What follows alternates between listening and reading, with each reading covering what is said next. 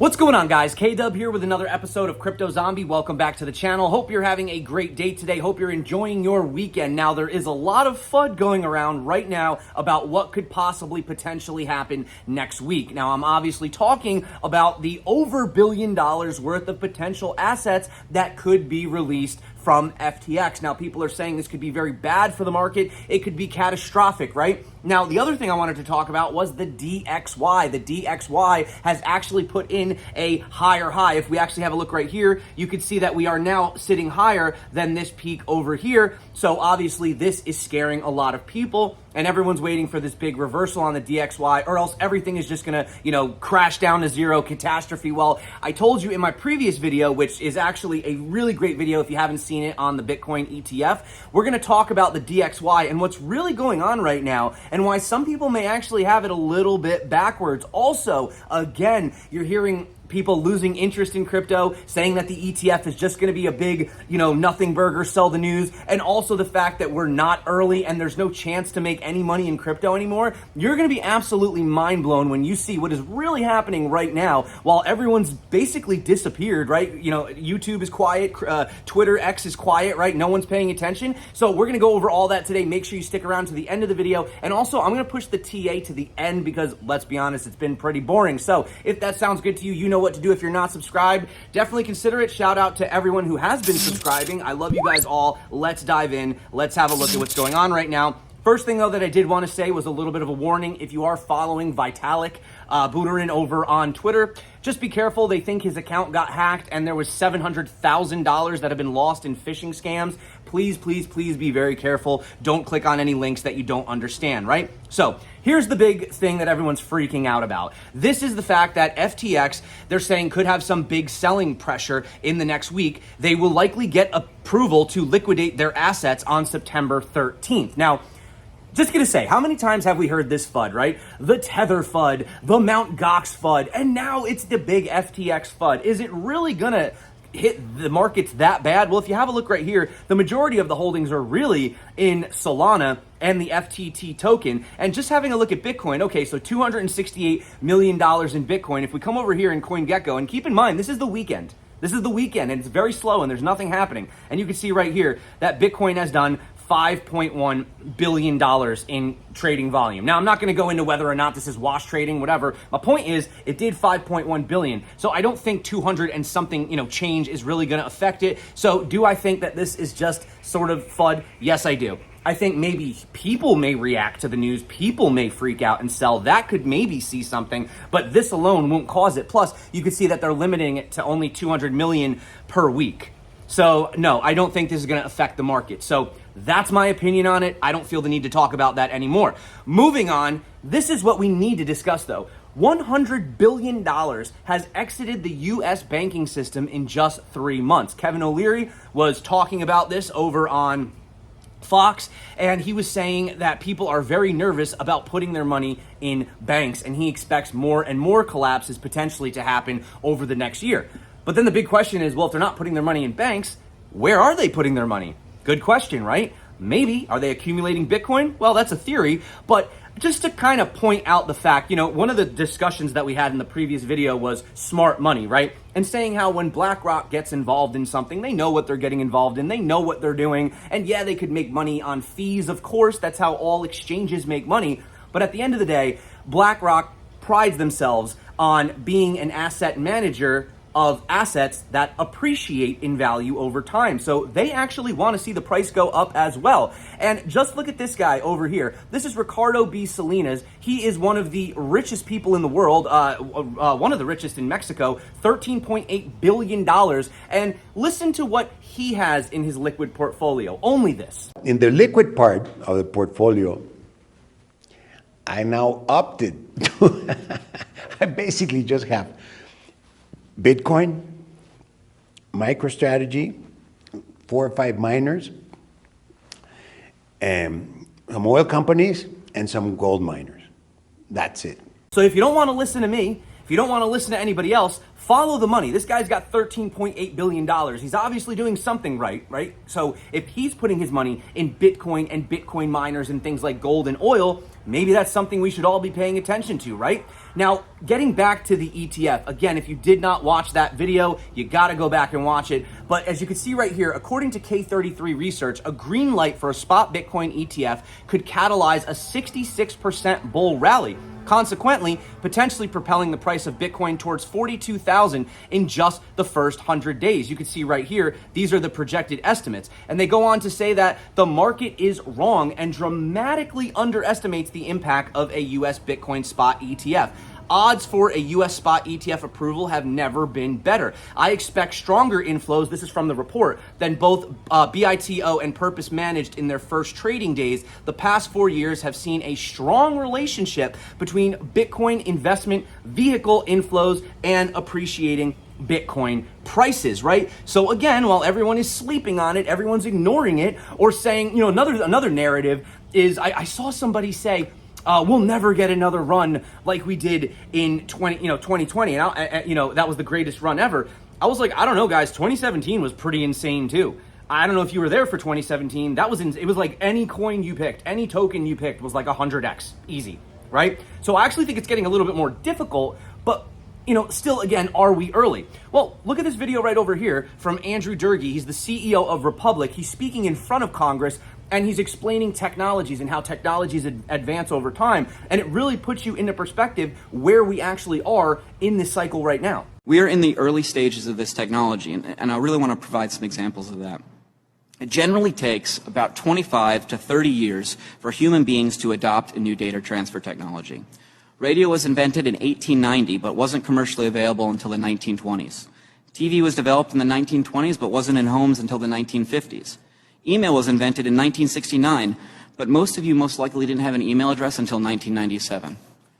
There is one that I really want to focus on, and that's TCP/IP, which is the internet, for those that don't know. It was developed as a DARPA project in 1970, but it wasn't really commercially accepted until 1995 when it was rolled out with Windows 95. There's another important date, which is 1983. 1983 is when TCP/IP was accepted as the standard protocol for internet development, 13 years after it was created. Well, here we are, 13 years after Bitcoin was created, and we're just now starting to talk about standardization. This is not a coincidence.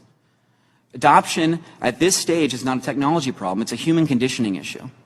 Every 13-year-old in the United States has only existed in a world where Bitcoin has existed. 3 years from now, every 16-year-old will have only existed in a world where Bitcoin has existed. 16 years old is an important date because it's generally when someone becomes interested in becoming a developer. They are the adoption layer. We here in this room, we're the infrastructure layer. It's our responsibility to create an environment where every 13-year-old American has a framework upon which they can build the next world on.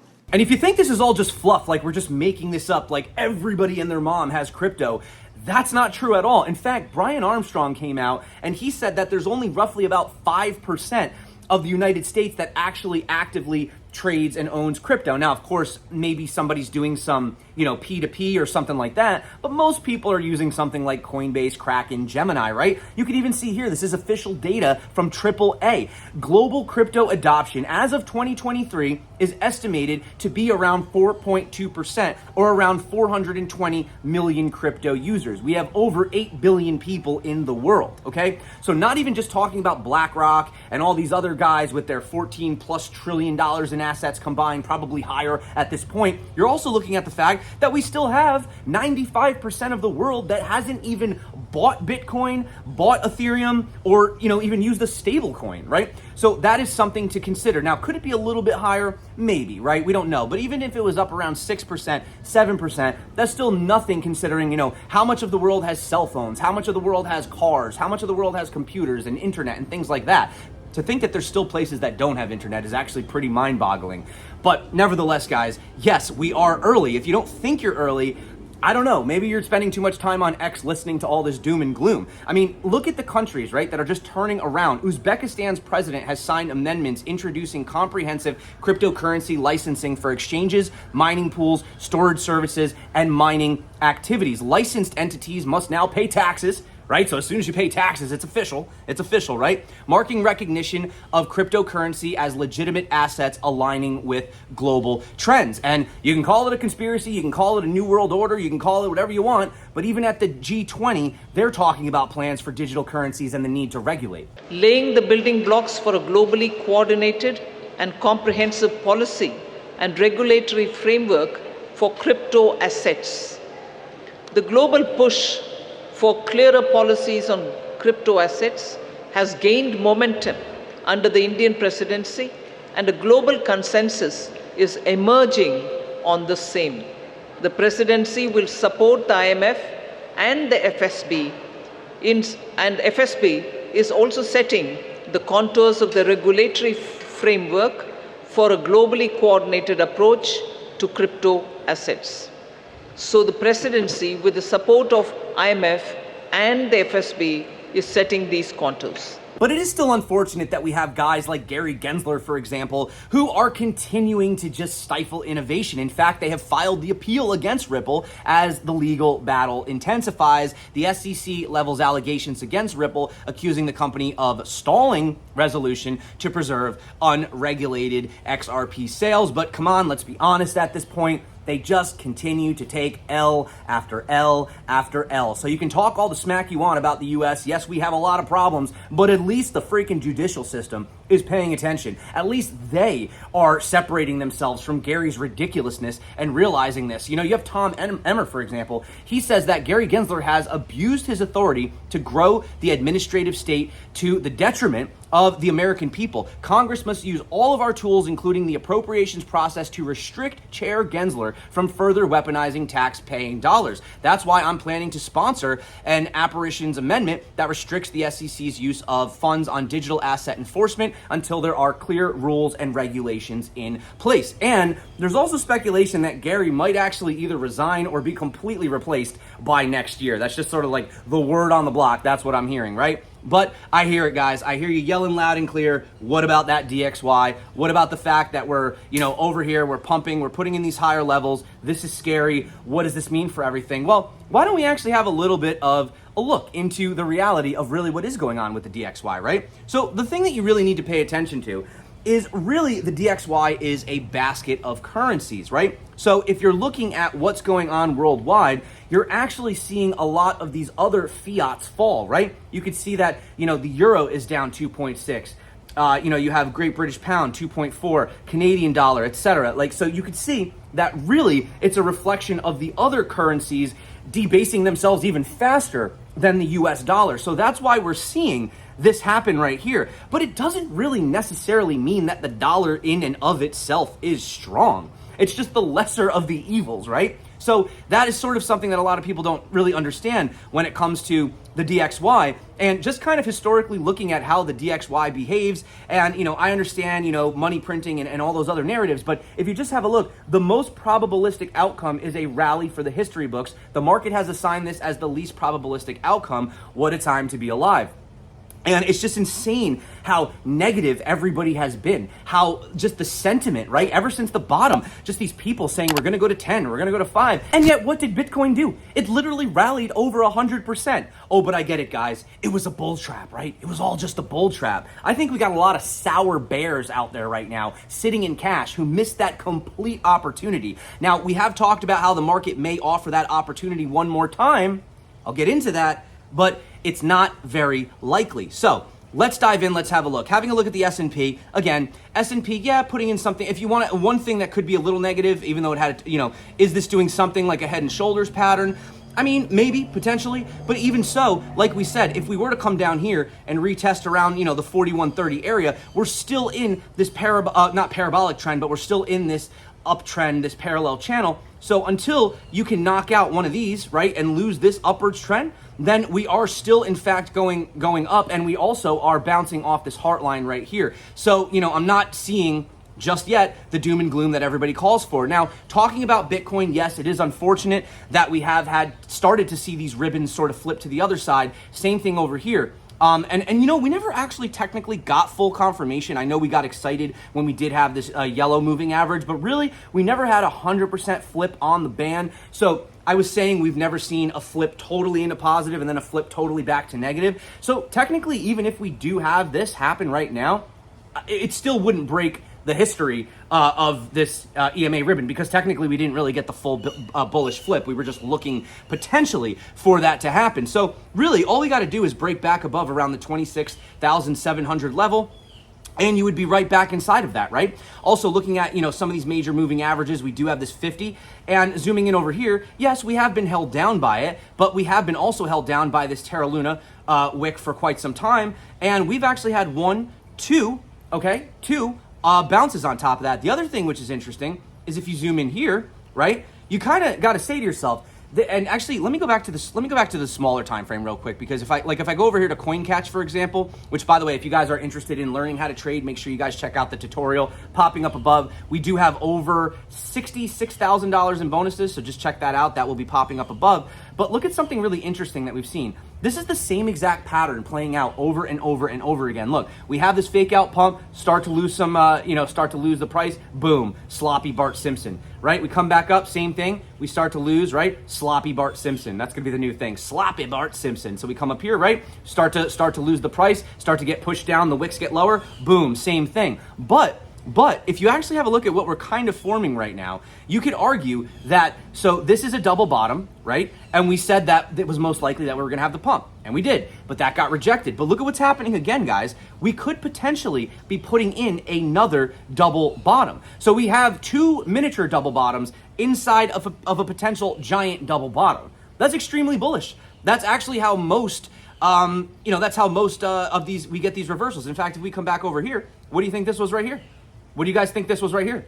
Massive double bottom. And that's exactly what we called back in the day when everyone else was bearish and they missed out on that 100% move, right? So obviously, I'm not saying that we can't fall down a little bit. We have been supported by this trend. We have stayed above the 50, which is good. The trend is your friend until the end. We have not put in lower lows yet, and we haven't put in lower highs yet, right? So could we go down to some of these lower levels? Well, yes, but having a look right here, like Mustache pointed out, we did the same exact thing in the COVID crash, right? Where we came down below these levels, we broke the trend, and then we retested it. What do you think we're doing right exactly now? Same thing. History doesn't repeat, but it often does rhyme, right? Yes, we are being held down by the 21 exponential, but at the same time, we haven't even come down to this 50. So that oftentimes, as you guys can see right here, provides massive support. And I had this from last time, that's why my drawing is still on here. But if I just get this out of the way for you guys, talking about this golden cross that we're having right here. And I know everyone's talking about this death cross on the daily. I've heard it, I hear everybody. But keep in mind, the higher time frames have more value, they have more significance over the lower time frame. So when you're talking about a weekly time frame, this has more significance than a daily time frame. So getting a golden cross on a weekly is a lot more substantial than getting a death cross on a daily, right? The higher time frames are the ones that hold the most weight. So again, if we look at the VPR right here, and I might be blocking you, I'm sorry if you can't see it, this does say that, yes, there is a possibility of having a little bit of a retracement, and we could come back down to around 23,000. But I don't think we're going to go any lower than 20 because of the amount of interest here. Not only is it's the psychological 2017 top after everything that's happened, all of the crashes, the FTX, the FUD, I'm not going to name everything. If we're still up at these levels, I would say that the sellers are exhausted. Or, more likely, somebody's accumulating, right? Doing it OTC maybe. That's why the markets really aren't moving. So, coming over here again, having a last final look at this, could we fall down to these levels? Yes. But ultimately, remember, the bigger moves are more important than the smaller moves. The larger patterns are more important than the smaller patterns. We were in, starting from February of 2021, all the way until the breakout of January of 2023, we were in this giant falling wedge pattern, right? Falling wedge patterns are inherently bullish. We did this for a very long time, about 2 years. So from this breakout point, this puts us somewhere up around, 56,000. And if you want to take it on the retest, that puts us anywhere from 47,000 to about $53,000. And, you could say what you want about this chart, but we continue to put in higher highs and higher lows. So obviously, I do think there may be a fake out. That's actually what I'm anticipating. I wouldn't be surprised if we had a fake out down to one of these VPVRs. Everybody's freaking out. Everybody's like, oh my goodness, this is it. I knew I should have sold. I knew I screwed up. And what's going to end up happening? You get one of those weekly wicks. Everybody misses out. and then we begin the run, right? And I also believe, like I've been saying, like we have the Bitcoin halving coming up. And as far as this ETF approval, I think it's going to catch a lot of people off guard. I think they're waiting for some kind of special deadline, right? Everybody's like, okay, they got to make their decision today. I would not be shocked if they just come out with that decision out of left field, like just some random, unexpected day that no one's anticipating anything, because that's really how these types of things happen. And the question is, if you're not prepared, if people aren't paying attention, well, they're probably gonna miss out. And generational opportunities, they don't come around that often. So that's it for me again, guys. If you do want to check out CoinCatch, if you're trading over on BitGet or something like that, CoinCatch has no KYC for now. Who knows? $100,000 withdrawals. Femex is also a good alternative if you want. I have all types of different things you can watch on that. If you guys do want to check out the tutorials, check that out right now. Also, if you did not check out yesterday's video, it was one of the greatest videos that we've put out on the channel in quite a long time. Definitely check that out. So until next time, guys, stay crypto. I love you. You're awesome. And of course, peace out.